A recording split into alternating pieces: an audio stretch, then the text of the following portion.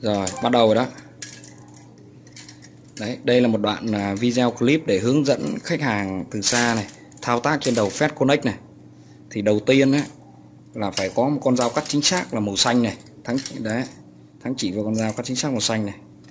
Hai nữa là một cái bút laser để test đầu thông tuyến cáp quang sau khi hàn nối xong này. Và thứ ba nữa là quan trọng, đó là một con kiềm tuốt ba nấc màu vàng này. Ngoài ra còn có các dụng cụ dễ dàng mua được như là cồn này, khăn giấy này, khăn giấy loại không có bụi và loại có bụi này, và dao dọc giấy này, rồi kiềm cắt cáp này, tuốt da cường này. Đó.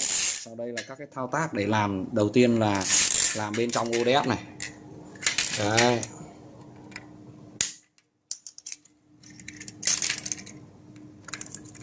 Chú ý là ở bên trong các cái hộp ODF là có các cái ốc siết cáp, rồi dùng dây rút để rút lại.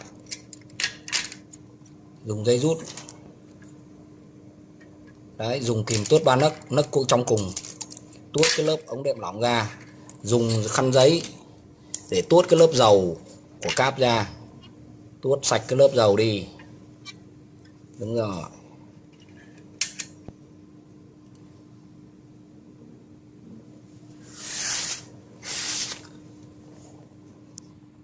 Sau đó mới tách sợi ra. Thì thông thường là dùng ở Việt Nam cho các công ty camera là chỉ cáp 4, dùng được cả ngoài trời, hoặc dùng chôn luồn ống, hoặc đặt dây cống bể có sẵn này. Đấy.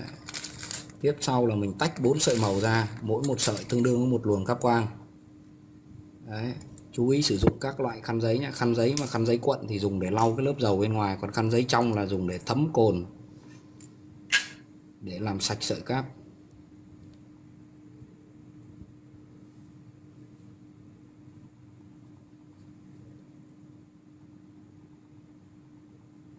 Đấy, dùng nấc thứ hai để tuốt sợi màu. Nấc trong cùng là tuốt ống lỏng.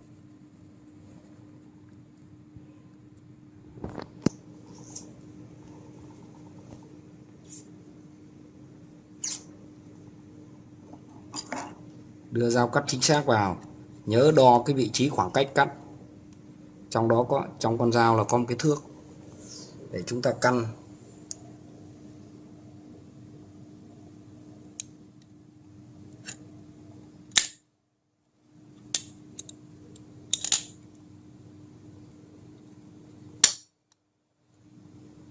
Đấy, cắt đúng cái số mili cần dùng.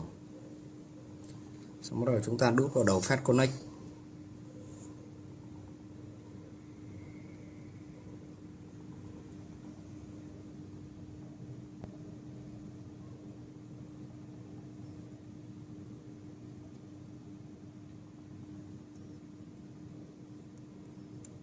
Chúng ta nhớ phải đút sát vào rồi bắt đầu đẩy cái ống vàng lên để giữ chặt cố định.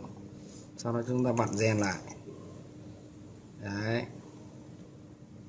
Cắm luôn vào nắp cái đầu vuông lại. Đúng rồi. Chúng ta rút chấu ra, quấn quanh và cắm vào adapter bên trong luôn. Chúng ta chú ý thao tác từng sợi màu một đến khi cho đủ hết 4 sợi màu, và hoặc tùy theo nhu cầu sử dụng. Để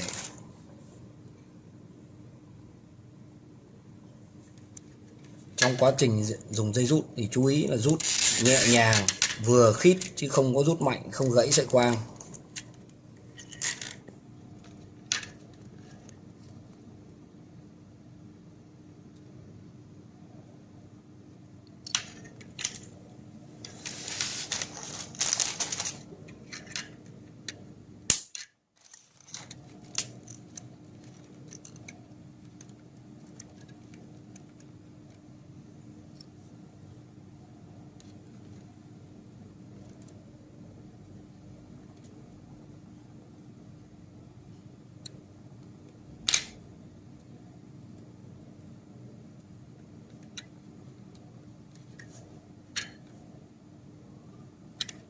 Đây là video để hướng dẫn làm cho một sợi màu, còn lại 3 sợi màu tùy theo nhu cầu sử dụng, mà cứ thế mà hàn tiếp lần lượt cắm cho đến hết.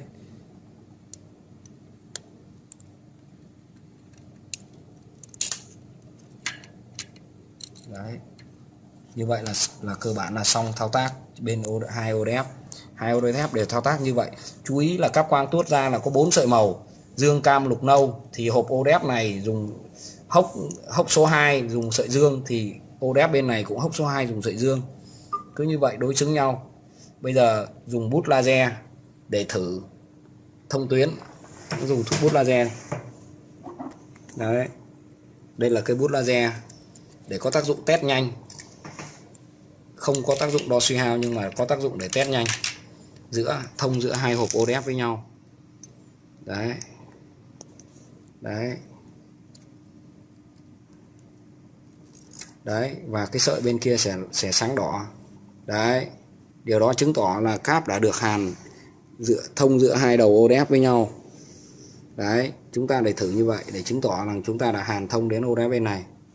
Đấy, quy trình là như vậy. Đấy, chỗ nào chưa rõ thì gọi điện lại.